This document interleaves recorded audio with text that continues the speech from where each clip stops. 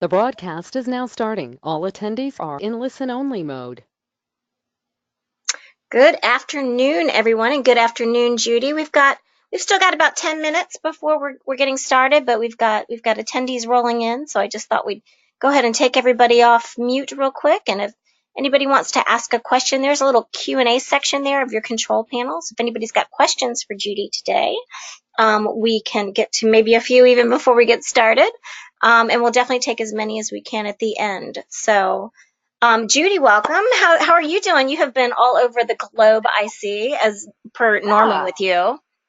right. Yeah. So it was really fun. I was in Brazil a few weeks ago, and it's just really so much fun when you're in a different country because unlike here in the States, there's so much education, so much training that is always being presented that I think sometimes agents kind of have the attitude of, oh, I don't need to listen to that. But when you travel throughout the world, there's really not a lot of learning opportunities for them or speakers or trainers that come in. So it's always a full house. Everyone's always really excited, That's awesome. That makes you probably, feel good as a speaker, too. That's exciting when you've got an audience that's just eager and hungry for everything you have to say, right? right. I'm sure I did like 500 selfies in a matter of 3 days. Not me, It looked like it. else, right? So there's this whole long line, because someone's there to teach them something. So it's really fun, and I had a great time there. How And long of a talking, flight is that? it was a direct flight. Once I got to Chicago, so about 12 hours. Goodness. Yeah. My stepson and his wife and their 7-month-old just took a trip to Japan with her parents. And so Mm. they were, I think, a good 20 hours on planes with an infant, if you can imagine such a thing.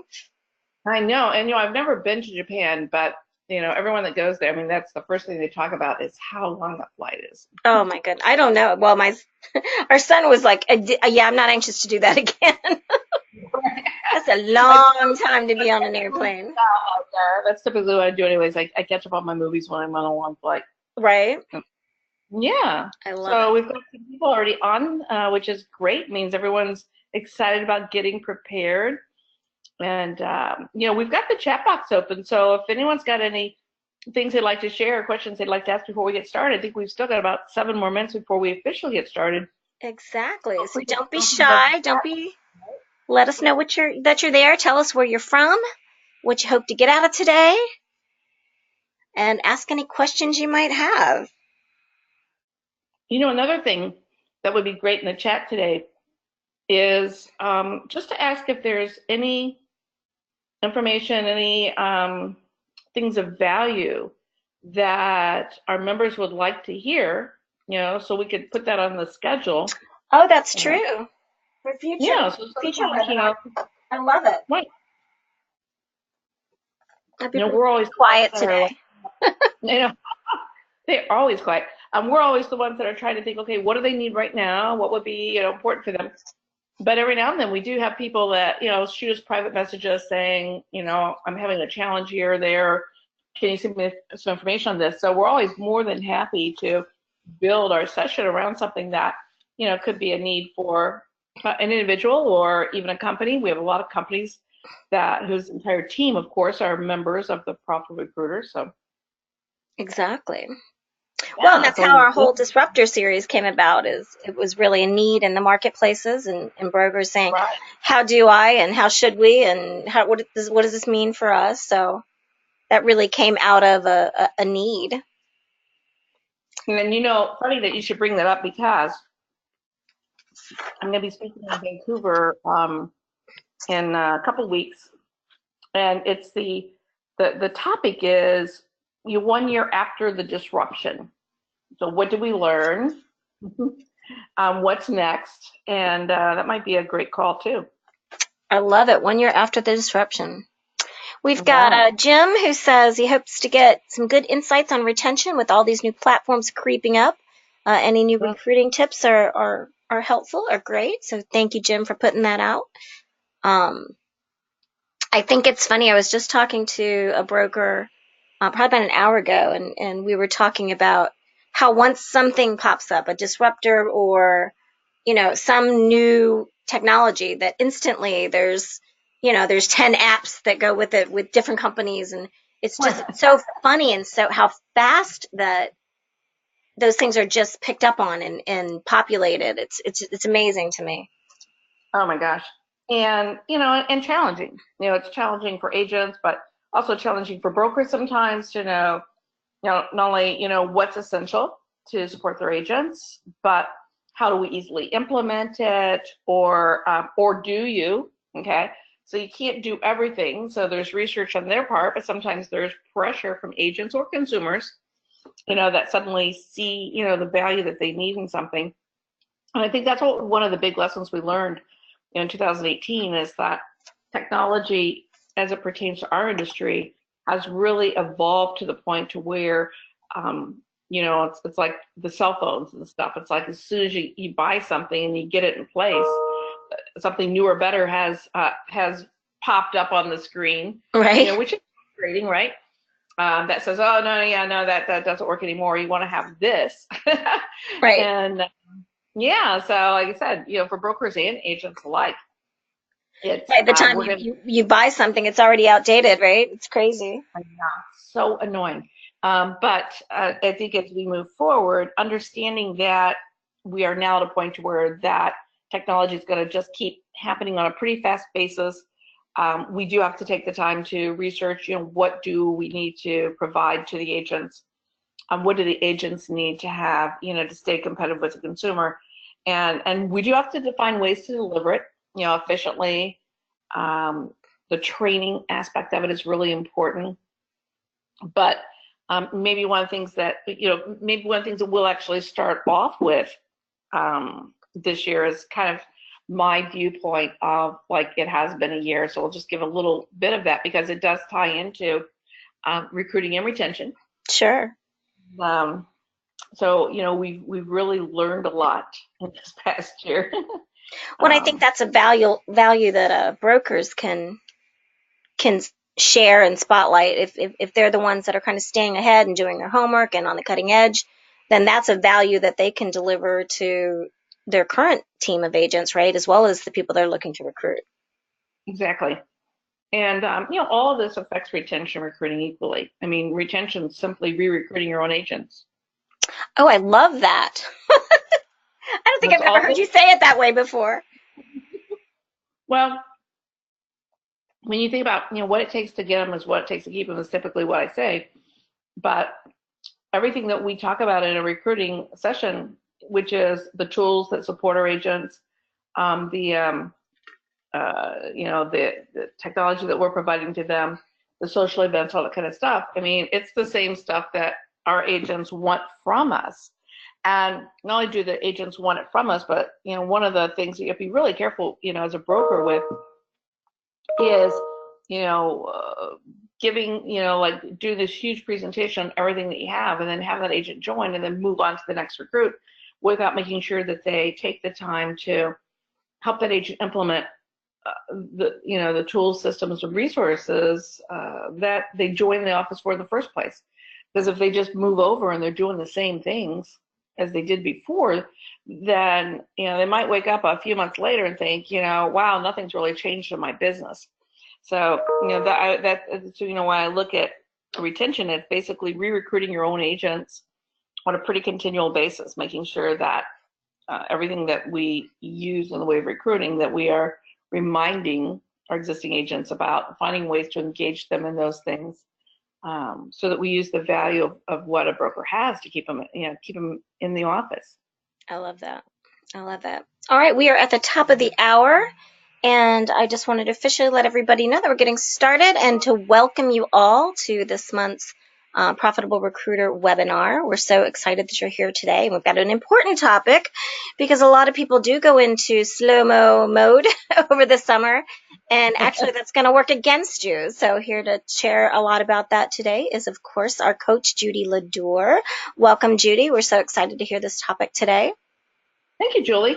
I want to And let everybody know there is a little Q&A section there on your control panel. So if you have questions at any time, feel free to write those in, and Judy will get to as many as possible. Judy, I'll let you take it away, girl. thank you, Julie. And you're exactly right. I think Brokers do sometimes kind of take this attitude, and I'm going to take it back here for a minute. They kind of do take the attitude sometimes of, whew, summer's here, it's time for my vacation. It's like the brokers are thinking in terms of, recruiting season is going to come the end of August.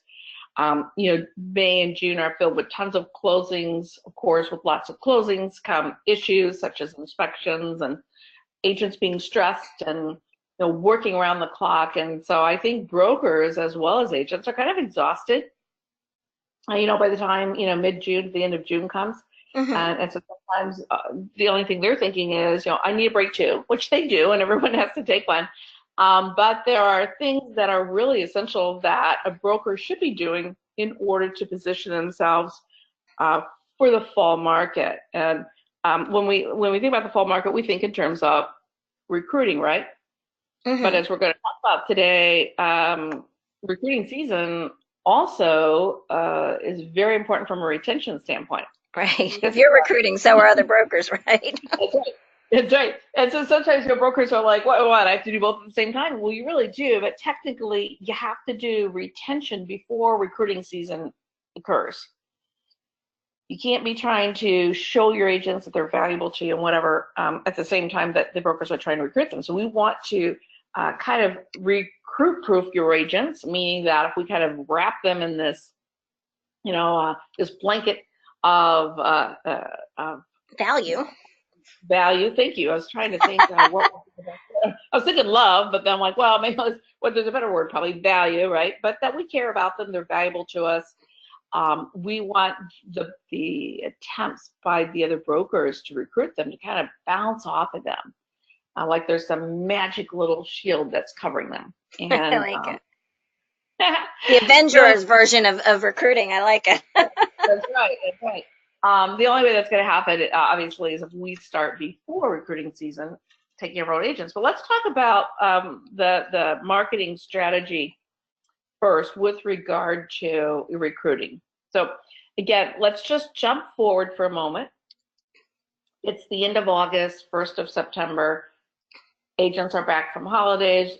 Brokers are back from holidays. You've closed up the cottage. It's like now you're jumping in to start recruiting agents.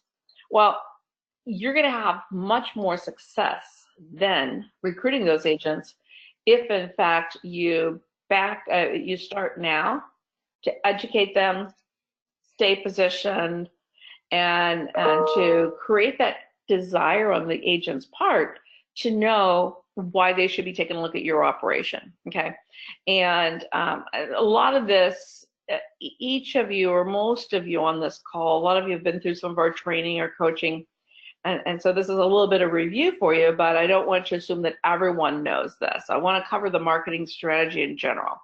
Now, this kind of marketing strategy stays in place all year long, but it's especially important now, okay? Because over the course of the summer, again, our job is to really be present so that when you start making those phone calls, those agents will already be kind of primed, right? Right. So marketing includes three things: education, positioning, and building relationships. So all of them are really important at all times, but they each create a different outcome, let's say. Number one, education. This is what a lot of brokers think of in terms of their marketing strategy. So educating the agents is things such as, here's our new shiny tool that we have. Here's the technology that we've invested in to make it easy for you to do business. Here's how we're going to expose your listings to the marketplace. Here's our market share. So education says, here are the reasons why we would be a great company for you to take a look at. So you educate them, right? Right. Typically, I'm going to show you here in a minute, there's a lot of different ways to implement your marketing strategy, but at all times, everyone that you would like to have as a member of your team should be getting something that's educating them in some format. So minimally one thing per month to educate them. But whenever you are either a new office, maybe you've taken over a failing office and you're trying to revive it, or in the summer where we're gearing up for something specific. And in this case, we're gearing up for the fall recruiting market. In my opinion, it's better to go every 2 weeks. So if for the months of June, July, and August, if every 2 weeks, and even September, because September still is that huge month for movement, but if every 2 weeks they're getting another reason why they should take a look at your company, then you're going to be able to get, 6 to 8 of the compelling reasons to join your company, and the results that agents have had when they utilize those tools in front of those recruits. So it's kind of a hit them hard and heavy for now, called Here's Who We Are, so that you're positioning yourself for the calls and the interactions with the agents. Wonderful. I keep hesitating because I'm going to say something on the next slide that's going to be contrary to what I'm saying here. But for right now, I'm still going to just say for that time in August where you jump in, which is what we consider recruiting season, okay? Mm-hmm. And then I'm going to give some additional information here in a minute. Now, the other thing, though, is positioning. Now, obviously, everybody that's on our call today is a member of the Profitable Recruiter. And as a reminder, we created this tool for positioning purposes. So why is positioning so important? We call it feel-good stuff. We love it. There's probably not a week that goes by that Julie or I do not get a call or an email or something, or people walk up to me at the events that we're hosting to say, I love the emails. The agents love the emails. I get calls all the time. It's so great. Well, that's what it's designed to do, okay? Education, if we back up for a minute, we compare education to positioning. Education says, I want you to join our team. I want you to join my company. I want you to take a look at who we are, move the business over. And if that agent is completely happy, they have no interest at all in moving, then there's a chance that they aren't reading a lot of the stuff that you're sending them out to educate them with, okay? But that's just the way it goes. I mean, that's how sales works. It's the same thing for our sales agents. If they have 400 homeowners that they are farming on a regular basis, they are still going to educate all 400 homeowners at all times, because those homeowners need to know why they should choose them as the agent. They, on the other hand, do know that 300 of those marketing pieces every month are probably being tossed in the garbage without people even looking at them. Because if that consumer thinks, well, I'm not looking to buy or sell a home right now, so therefore I don't need anything from this real estate agent, it just deflects, right? Mm-hmm. So agents learned a long time ago as well, how do I put my name in that seller's house all the time? Because I don't know when they're going to decide to sell. So agents do things such as refrigerator magnets, calendars, pop buys, personalized notes that just make them feel good. Sure. Staging tips. Now, so that for agents, they stay positioned with stuff that they can put in front of them that says, don't forget, I'm your agent if you decide that you want to do anything. With brokers, you have to be a little more creative, because you could send out a refrigerator magnet with your photograph and name and everything and say, stick this on the refrigerator when you're, if the day comes when you're unhappy, let me know. But they probably wouldn't, because the agent might find it awkward to explain to other agents from their company, or their broker who might be visiting, oh yeah, well, that's just in case things don't work out. Like, that's just so I don't forget what my plan B is, right? It doesn't work the same way. You probably, if you sent them out a calendar with your name on it and your photograph and said, hey, you know what, just keep the calendar hanging there right by your desk, so you're becoming unhappy, I'm your plan B, because they can't do that either. So the challenge with brokers is, how do we put something in front of them on a regular basis that's non-threatening, that they'll read, because it has nothing to do with making a move. And that is how the emails in the Profitable Recruiter system were basically born. The idea was born by realizing that, just like agents, brokers have to have something that the agents they're looking to recruit will receive, will read, will feel good about, and that's why you see that we never talk about making a move in our emails. We want them to not only feel good about getting them, but we want them to feel free to share them with friends and relatives, and increase their own business as a result of it. You know So what's funny, education. Judy, is just to jump in for a second, is so many Yeah. times I get a broker that will call or email and just say, I just got a call from an agent that I've been connecting with for 2 years, and she just said, or he just said, your message today, it just really, exactly what I needed to hear, because it's motivational, but it also gives them a career tip and, a strategy for Right. the week. So, but it's funny because it hits them on a different level. You're not going, come, join my company, join my company, join my company. You're just, like you're saying, staying positioned and staying in front of them and letting them know that you're a resource and that they're valued. So, sorry. Exactly.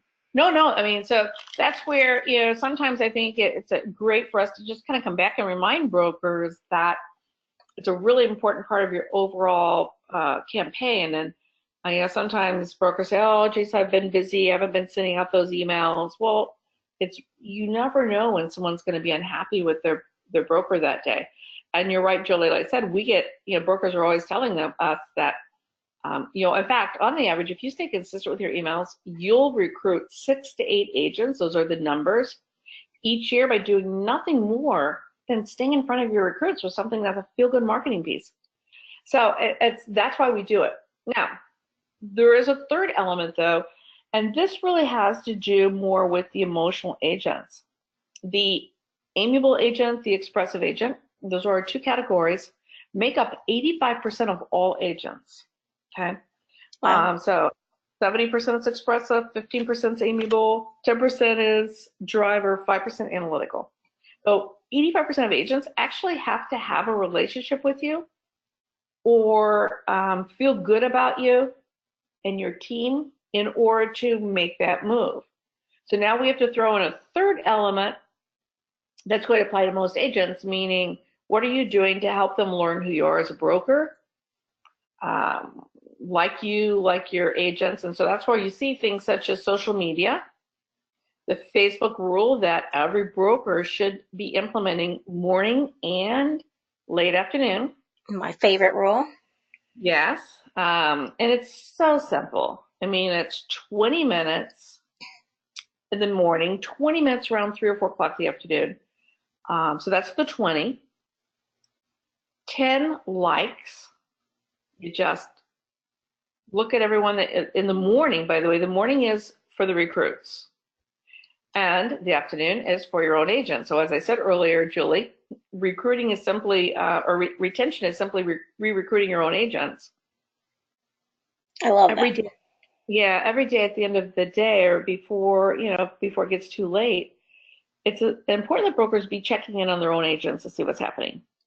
And so the 20-10-5-1 in the morning for recruits, at the end of the day for agents, it's 20 minutes, 10 likes, 5 comments, and 1 personal message.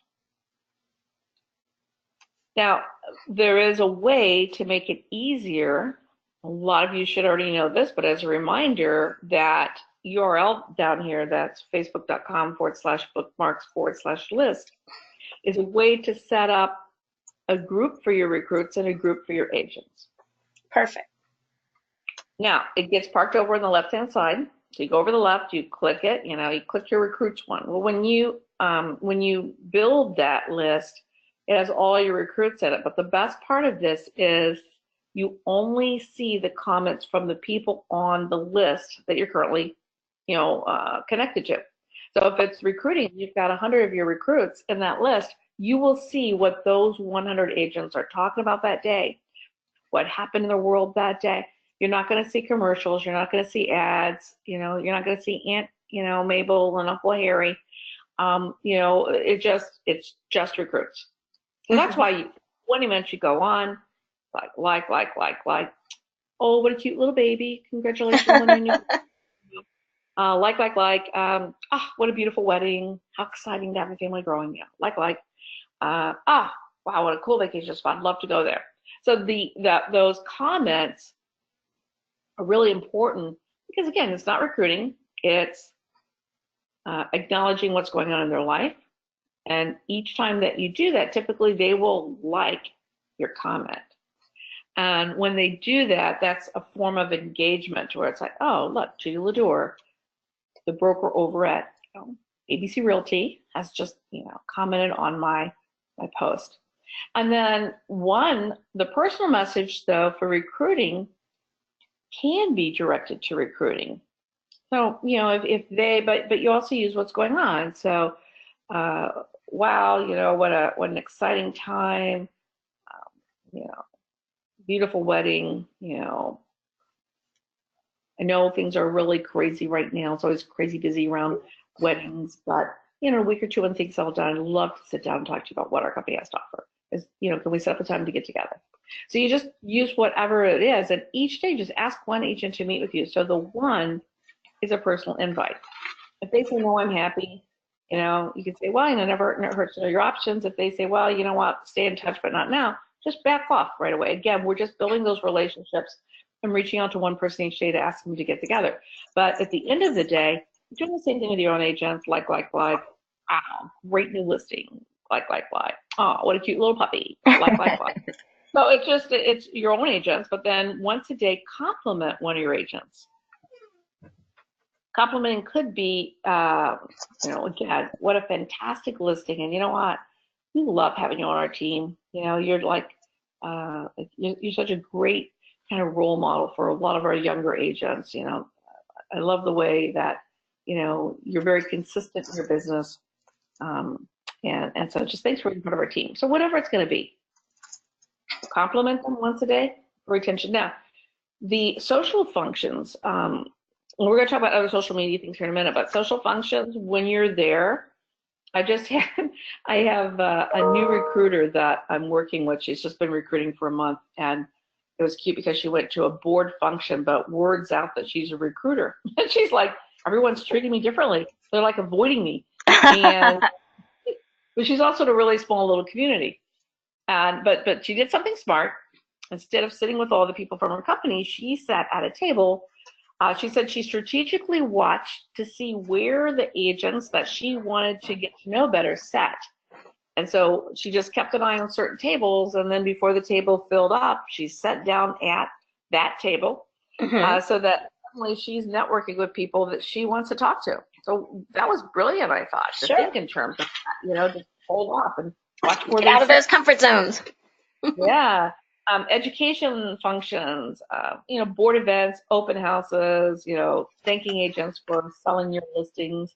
Anything like that that's nice and friendly and builds the relationship is also important. So not as much for the driver.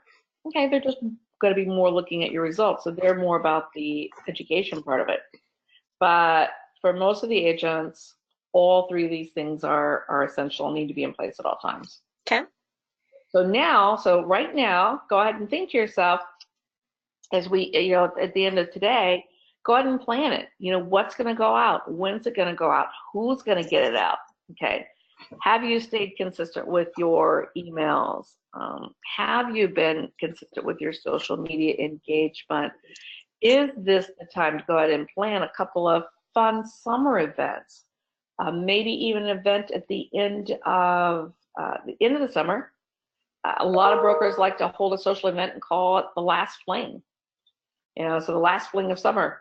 So whatever it's going to be, go ahead and plan out the last 3 or 4 months, or the next 3 or 4 months, and keep the focus on these things right here that we've just talked about, so you're positioned. Okay. Any comments that you'd like to add to that right now, Julie? No, I think you're right on track. Great. So a lot of times the questions that we get is, well, what should we be sending out? How do we send it out? What's more effective? All of those type of things. So I put this here because there's kind of, again, 2 categories, I guess. One is what's considered more your standard or traditional marketing, creating postcards that are going to go out, sending out letters, doing emails, writing personal notes, and I even threw texting in there.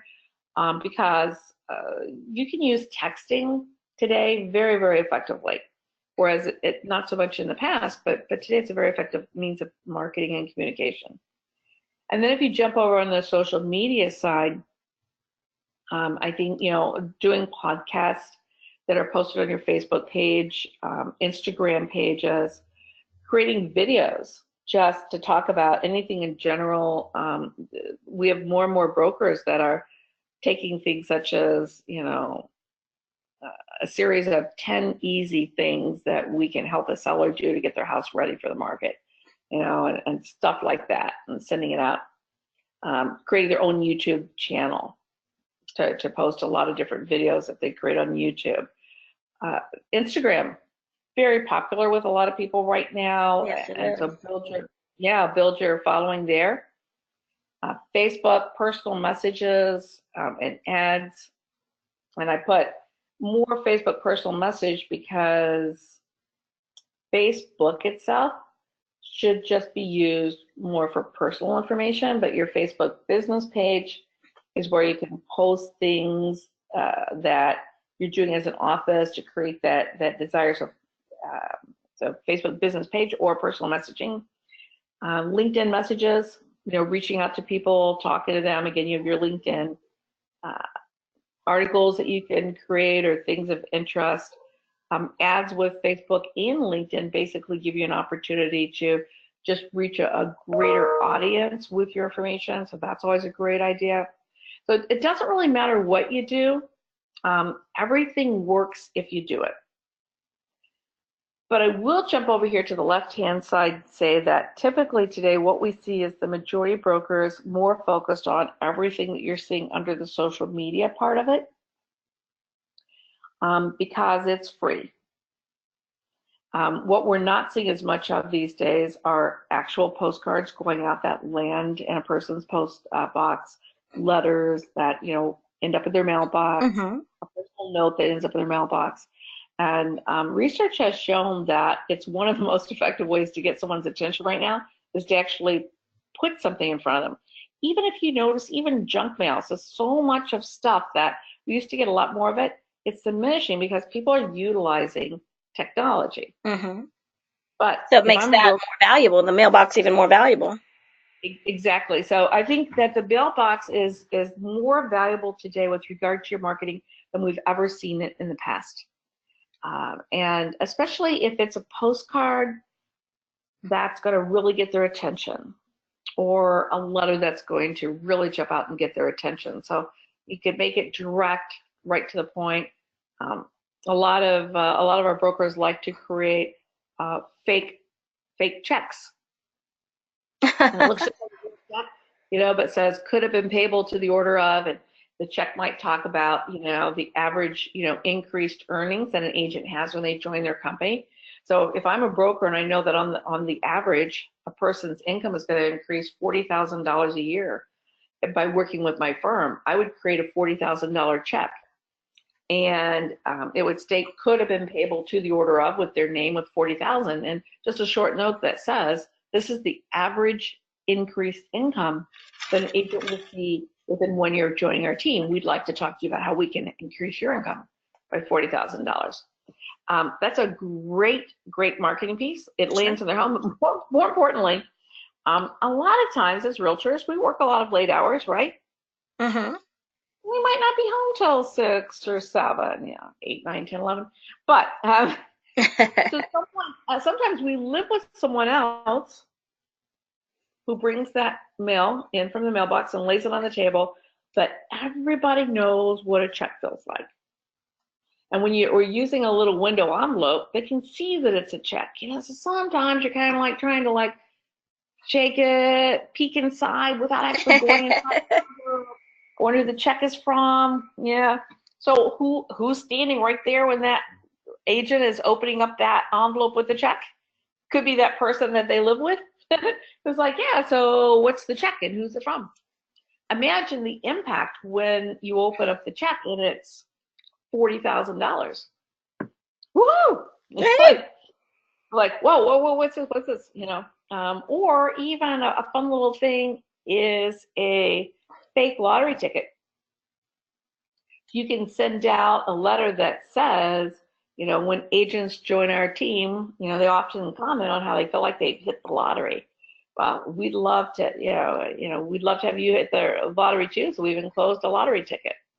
I don't know if anyone's ever done this. I've done it. It's hysterical to do even with your own family members, even though it's a little cruel, I've been told afterwards. But you can get fake lottery tickets on Amazon. They're really, really cheap. You get like 100 of them for, $5. And it looked exactly like a real lottery ticket. And the winnings are $10,000. You just have to match three of the things. Mm-hmm. Well, it's really exciting when you think you're holding a real lottery ticket and it hits and you just won $10,000. But when you flip it on the other side, it says redeemable at your mama's house and in your dreams. And so it's kind of a funny thing, but the back of it, they definitely know it's a fake lottery ticket. But, having someone do that and then just, sending them a follow-up, like they'll always reach out to the broker and just say, well, you know what, it's just kind of a little fun thing. But in that moment when you opened it up and you scratched off the final number and you had $10,000 that you weren't expecting, how did it feel in that moment? Like, what did you buy in your mind? Because even our lumpy letters, it's funny. We talk to brokers who have had the spouses of the agents they're looking to recruit. The spouse is like, listen, you need to call this broker because they're always reaching out to us with something fun. So I think the lumpy letters add a lot of that personal touch as well, and the seasonal letters. So a lot of this is done for you. So you don't even have to get creative every month. It's all right there in the system. Right, and that's a great reminder, Julie, because so many brokers, when we remind them that, you have a whole marketing platform, which also has recruiting presentation visuals, social media, things that Julie's created. She did such an awesome job on all of those. Again, lumpy mails, letters, things like that. You always have plenty of content to work from. And even if you don't use it as it is, you can take it and it'll generate some ideas for you to just get kind of creative. So, yeah, so everything works. But we're going to talk in a minute about like an out of the box idea. Sometimes try to think in terms of what will really get their attention. What's not the norm, right? Mm-hmm. So typically September is considered recruiting season. However, so here's where I said I'm going to contradict myself a little bit. Whenever we have a blitz in the summer, like for the month of July, some of our highest recruiting numbers will occur in July when we get brokers completely focused on making those phone calls. Why?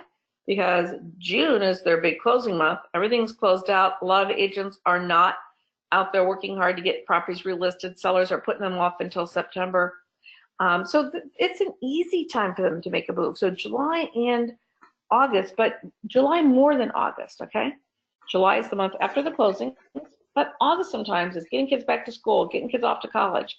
There's a panic sometimes with August, like, we got we only have 3 weekends left of summer. What can we do before summer begins? July is just this month that's sitting there that a lot of people aren't even paying any attention to.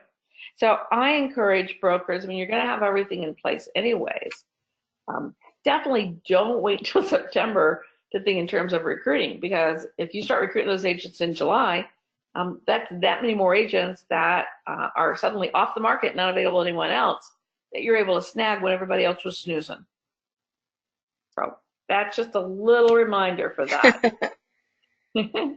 But that being said, definitely take the time in the summer to build those relationships with the agents that you want, educate them as to why they're going to be there.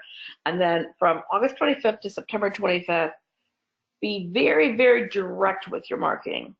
Okay. Find ways to get their attention with results, use testimonials, use fun events.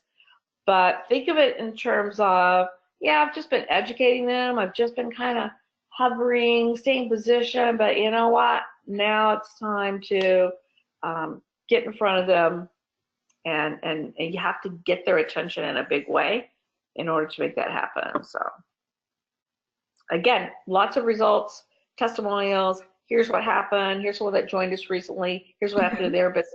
It could definitely happen to your business as well. Okay. Awesome. Anything you want to add on that one, Julie? No, I love it. So let's switch gears for a moment and look at retention. I would like to. I'm going to say something here. I have to be a little careful. But one of the things that I mentioned earlier, like just before we began our call, that I'm going to be speaking at a conference on retention. So June is a big month for companies to book me to do retention talks and information. And I was having a discussion with several of the people and with several brokers right now, and everyone is kind of saying the same thing. If you go back a year ago and you look at what was happening a year ago and how everybody felt a year ago versus today, well, I could use this example because I'm a big Game of Thrones fan. Yeah, it's kind of like, I don't know about anyone else who's maybe a fan and they watch the finale on I'm Sunday sure at night. least half the people are, because that seems to be how the world works. When I got there watching the finale, I mean, 8 great, exciting seasons, and the last several weeks have been so exciting. Like, I couldn't wait to see the finale. And then I was sitting there on my couch thinking, wow, that's it? That's it? You're going to eat like that? It was so disappointing. And I've had a lot of brokers basically making similar comments to, a year ago, we were worried. There were companies that were writing checks to our agents or checks to every agent. There were companies that were offering things that have never been offered before. There was panic this time a year ago from a lot of brokers. Yeah. A lot of panic, right? And that's why we did the series, because there was so much panic. Everyone kept saying, how do we deal with the disruptors? How do we deal with the disruptors? And one thing's for sure, okay? And I'm a big fan of his. Don't get me wrong here. Brad Inman has a ton of power, and he's really, really good at stirring the pot, and almost can create scenarios, whether they exist or not. And I think we saw that in the past year, in that, that's what Gary does. He's a writer, and or what Brad does, Brad Inman. So what Brad does is he's a writer, right? And he's got an audience, and he wants them to look forward and read his stuff, every single week. So you have to keep it engaging and exciting. But what we saw a year ago was more of this company can take all your agents, and this company is going to be number one, and this company is coming into your marketplace, and this one's doing this, and this is the new thing, and this is what you have to do, or you're going to be out of business. And I've never, in all my years of watching, and because I read all the publications, I'm members of all of them, last year was the biggest impact that it had on our industry.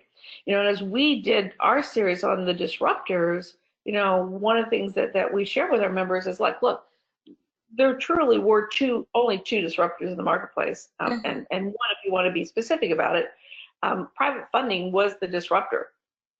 And we've always had private funding, but private funding was at a much bigger mark. And because of private funding, technology took a huge leap, because the private funding was paying for it. But what happened was it forced every other company to spend millions of dollars that they hadn't planned to spend, basically just trying to keep up. And everybody was really nervous about the impact that this was going to have. But by the end of, but now, they're like, you know what? It wasn't nearly as bad as we thought it was going to be. And I think what we've learned is this. There will always be change. There'll always be disruption. There'll always be changes in technology. But agents don't change that much, and they certainly don't change that fast. Meaning, this is a relationship business. Agents still value the relationship they have with their brokers. It really matters to an agent that their broker values them. It matters to them that they're surrounded by a group of people that they really enjoy networking with. That in many cases, their real estate office is kind of an extended, version of their home. They got their home life and they got their real estate life, and both are really important to them.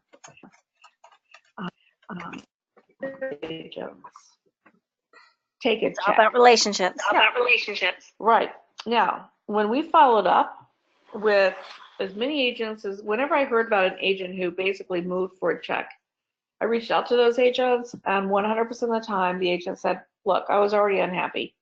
I was leaving anyways. Right. Someone offers me a big check, I'm just going to take it. And, because it's 2 years, doesn't matter. No, I think the real, something that's going to be really interesting for everyone to see is next year this time. And for the year or two following that, because for a lot of these companies that used a check to secure an agent, many of the agents took the attitude of, it's 2 years, I can always move. So will it be a permanent move for even the agents that did move? And as we saw, if you're reading Inman News, companies even apologizing and saying, okay, well, we thought it would make a bigger difference, or we thought this, or we thought that, and here's what we've learned. It's about relationships. And you can't buy loyalty. And so I think that the most important thing for brokers to remember is that your agents like you best right now. And so you have an advantage. You just have to make sure that that stays in place. Now, that sometimes is more challenging for others, but as I mentioned before, retention is basically re-recruiting your agents all the time. So all year long, you really should be focused on retention as much as you are recruiting. But sometimes brokers fail to focus on retention until they're in the process of losing their agents. Right. I gotta tell you, if you wait until you're vulnerable, you wait until you're losing them to suddenly go, wait, you guys, I love you. You guys are really important to me. Where are you going? Okay, it's just too late at that point. Okay, and so each year by June 1st, I remind all my clients and all the people I'm working with and those that I'm coaching, you got to start now, because if you haven't been doing things all year long to show your agents how much you value them, the competition is going to be gunning for your agents from the end of August through September. So you want their commitment before September. Okay, you want them to know that they're valuable to you, that you care about them. If there's things that you're thinking about putting in place and you're thinking, I'm going to wait till September, October because no one's around in the summer anyways, don't think in terms of that. Think in terms of put it in place now, so it is in place for my agents in September and October as they're gearing up for their fall season. But in retention, it's not even great. It's not even like complicated stuff. A personal note that goes to their home. When you catch them doing something for someone else in the office, or they've got a great listing, or maybe they kept a deal together that was really challenging. And that's the thing about our industry, is having managed offices. I knew everything that was going on in all my agents' lives at all times because they talk about it in the office. I know when they're having problems on a sale. I know when they think another agent's being a jerk, and so therefore you have opportunities every single day to send a card to someone that says, "Great job." You know what? There are a handful of agents that could have kept that deal together, but I knew you'd keep it together, and your clients are so lucky to have you as their agent, and I'm so lucky to have you on my team. Thank you so much for all the work that you put into it. That's all you have to do. It's about paying attention, right? About paying attention, right? That's right. Just pay attention. If you have an agent in the office who, they don't have to be your best agent. They could just be a good, solid agent who jumps in and helps anyone that needs help.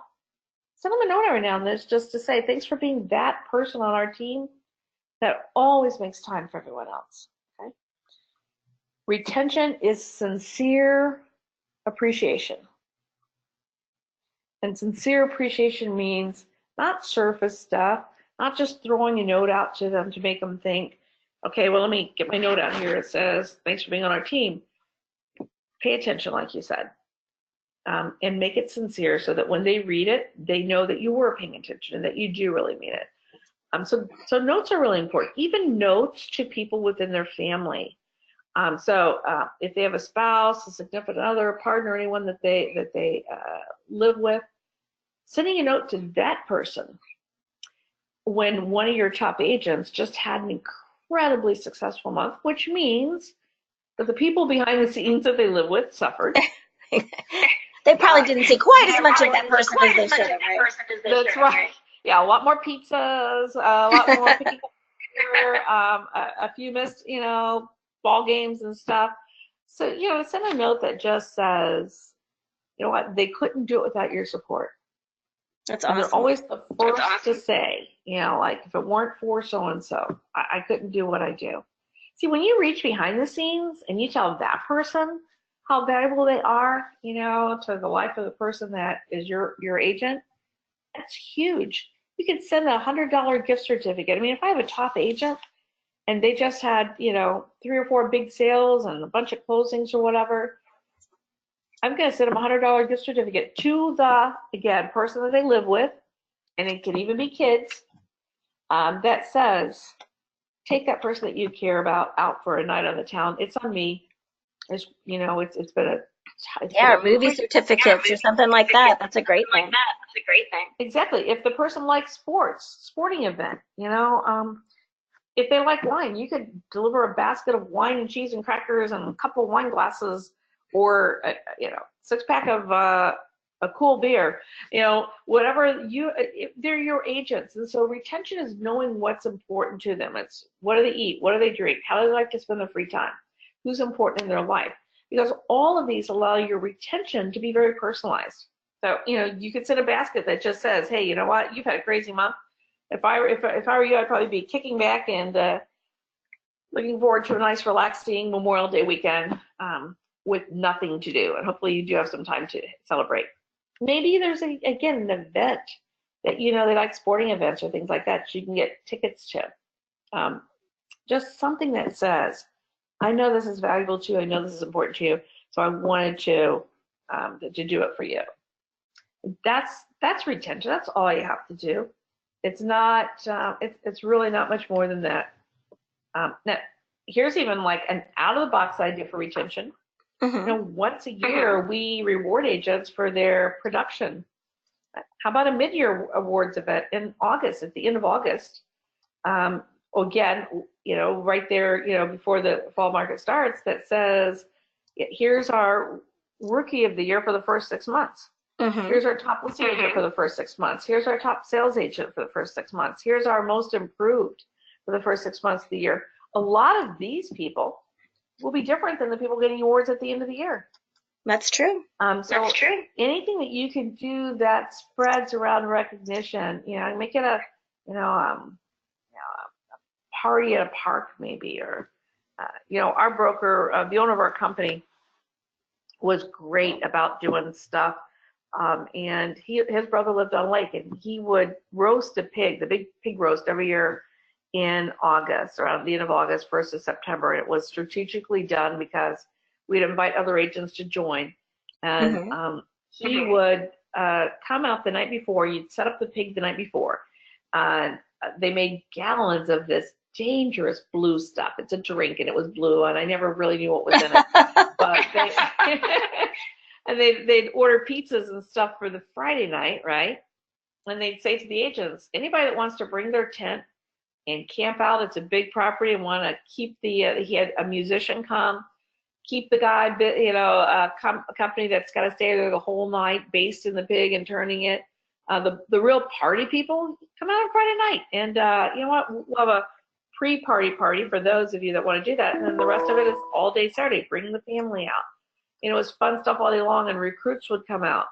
Do you know that I truly believe that the number one reason that no one left our office, the company, because the retention was incredible, was those parties. Right. They just didn't want to miss the pig roast. And, so it's like, so the funny thing was, it's fun, food, and recognition. So if it really boils down to 3 words, the majority of your agents will respond to food, fun, and recognition. Now, the drivers, they don't necessarily want to engage in social events because it's not their thing. Here's why. The drivers always want to be face-to-face with someone that they can sell a house to, or buy a house, that will buy or sell a house with them.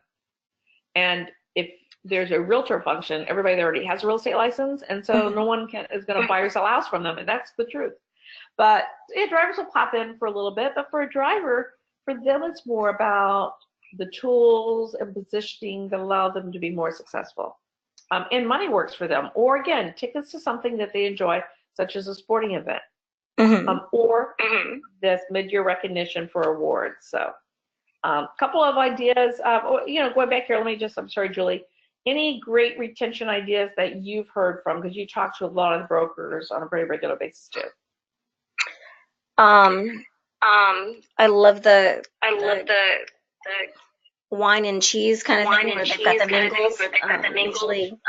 Usually, once a month they'll have a local appetizers, margaritas and that kind of thing, or just something local where they get everybody together. A lot have space right in their office to have a mix and mingle. So I think those are smart. And vendors, for the opportunity to be there and mingle with those agents, you can get a lot of that stuff paid for, by your vendors. So don't be shy about asking them, because that's great. They're going to get the business. Let them help pay for the cost of it. So that's a great idea. Thank you for that reminder. Two things that we've talked about earlier this year, but I just want to bring them up now because as we're thinking in terms of recruiting season, something that every broker should have is that success book that you can deliver in advance to pique their curiosity. But a lot of you have not taken the time to do it because you've been really busy. It's been a busy year. It's been a strong real estate market, which was great. Maybe now that it's a little bit slower in the month of June and July, you can look towards getting that success book created.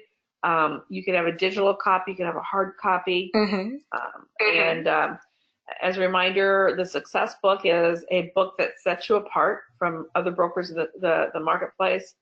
It's proof of your credibility, results that other people have had.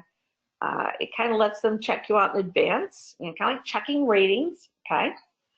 And we have to turn into a rating society. So anytime someone can look and say, wow, this is the experience everyone else has, makes them a little bit more excited about having that same experience with you. It replaces the take-home book that a lot of brokers use. So a lot of brokers wait until the person's already been in. They say, here's a little book for you to take home. Most agents aren't reading the stuff that they might take home. It's far more effective to deliver something in advance that's going to tease them, create that curiosity, cause them to want to meet with you. Delivering it in advance when possible, a couple of days out. It's like a pre-list kit too. It's the same thing that agents do when they deliver their information to a seller in advance. So just as a reminder, some of the things that go into that success book would be testimonials from your agents, results of others that have joined, photos of social events, graphs, stats, guarantee of service, meaning if you're not happy when you make the move, we'll pay to transfer your license back. Here's what we're going to do in the first 90 days because we're so confident that you'll love being here. So whatever that's going to be, anything can be in it that basically says, here's who we are, here's what others have experienced, and we're real excited to be meeting with you in a few days. Get them primed up. A lot. Yeah, and one last thing. So the brokers that have done the success book love it. They've had a lot of success with it. So if you haven't got around to doing it yet, I would. I just thought I'd throw this in, Julie. It's kind of like the last thing I want to throw in here today. We're almost out of time, I see here. But one of the easiest ways for sales agents to increase their business is by asking for those referrals. And as a broker, it's the same applies to you as well. If you'll start asking for referrals from your own agents, you'll get a bunch of agents. And I know that most of you do that now, but it might be a good idea to have a little session for your agents at your office that helps them stay positioned for the summer. So just as we know that agents sometimes tend to just kick back and not do much in the summer. The summer is a perfect time for them to reach out to their past clients, to their sphere of influence, have maybe a little summer party where they can network with these people and remind them of the statistics that have just been released, and there's a lot of them. But here's the stats for 2018 from Harvard. Did a study for business sales in general and sales agents. 84% of buyers actually start the buying process on a referral. Okay, and that's all buyers. What that means is today more than ever, when someone's going to buy a house, they're going to ask people that they know, do you know of a good realtor? Who sold you your house? Were you happy with them? And if they're given your sales agent's name, they're more likely to work with them. 9 out of 10 buying decisions are based on peer recommendation. And think about that. 92% of buyers actually trust referrals from people that they know. So, isn't that amazing? This is just the most recent statistics. And after a positive experience, 83% of customers were happy to provide a referral, but salespeople aren't asking. So the most recent study shows that only 29% of customers gave a referral because the others were not asked.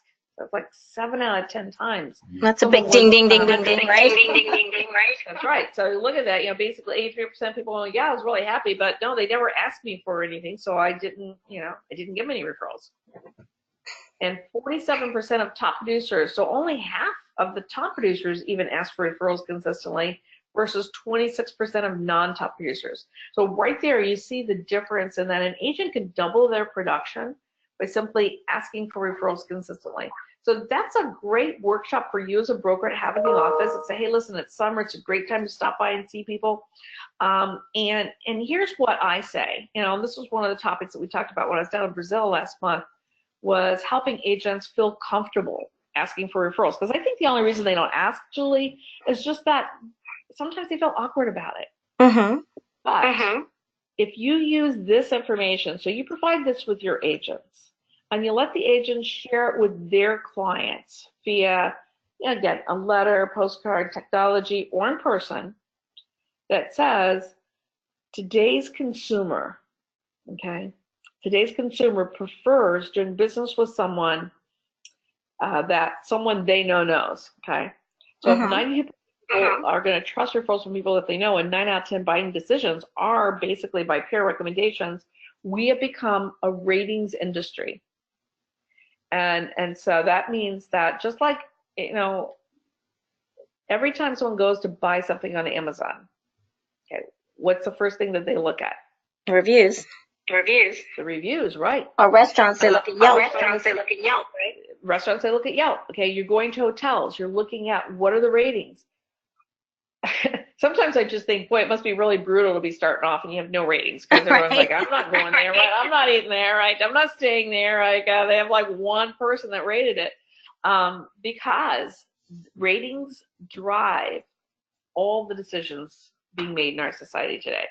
And they should be driving business towards our sales agents. But if the sales agents simply use this reasoning with their clients, because Harvard did a study that shows that 9 out of 10 buyers would prefer to do business with someone that was recommended by someone that they know. Sure. It suddenly occurred to me that, you probably have some people in your life that are going to be buying or selling a house over the course of the next year. And I just wanted to ask if you'd be comfortable referring my services. Can I send you a couple of my cards in the mail? If somebody, do you know of anybody that's looking to buy or sell right now? Can I reach out to them? But use based on the most recent Harvard study, anyone looking to buy anything or sell a house or buy a house wants to work with someone that they know has been referred by, or has successfully worked with someone that they know. Right, and from a recruiting standpoint, our brokers tell us that's one of their best sources of referrals is asking their agents, who did you work with that you love? Who would be a good fit? Exactly.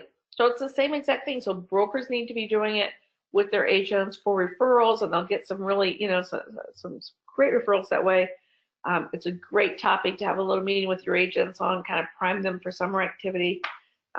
So anything that you do that will help them do more business, that positions them, and again, make sure that they know that you really care about them. That's what retention is all about.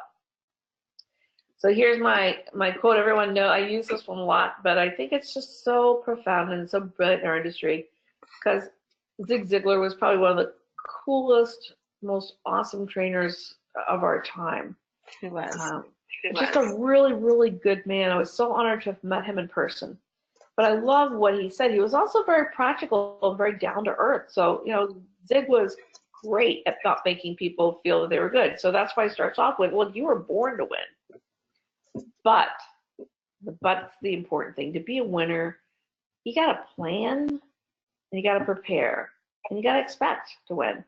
So that's what we're talking about today is the planning part, the preparation part, and you have to expect to win.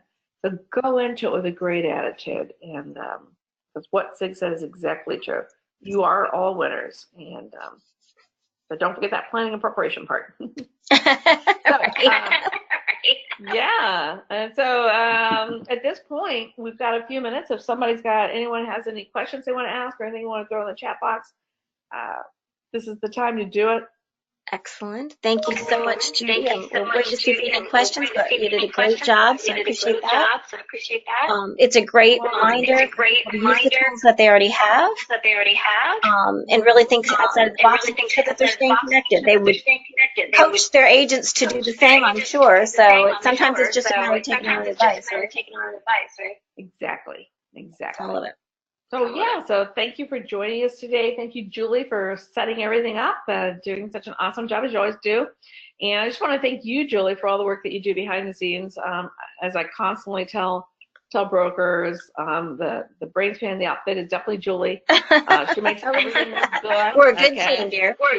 Yeah, we're a great team. I got the ideas, they pour out of my head, and they go right to Julie's computer and her desk, and she uses her creative genius to put everything together and to make it look really good for you. And Julie is also, I don't know if you're still accepting clients, Julie, but Julie also does one-on-one work with brokers that need that extra marketing support, and she's really, really good at what she does. But thank you, Julie, for I couldn't do it without you. Well, I appreciate you right back. I hope everybody has a great rest of the month, and we will see you in June, right? Yeah, awesome. Well, have a great day, everybody. Thank you so much. Thank you. Have a great Memorial Day weekend, everyone. Bye-bye. Bye-bye.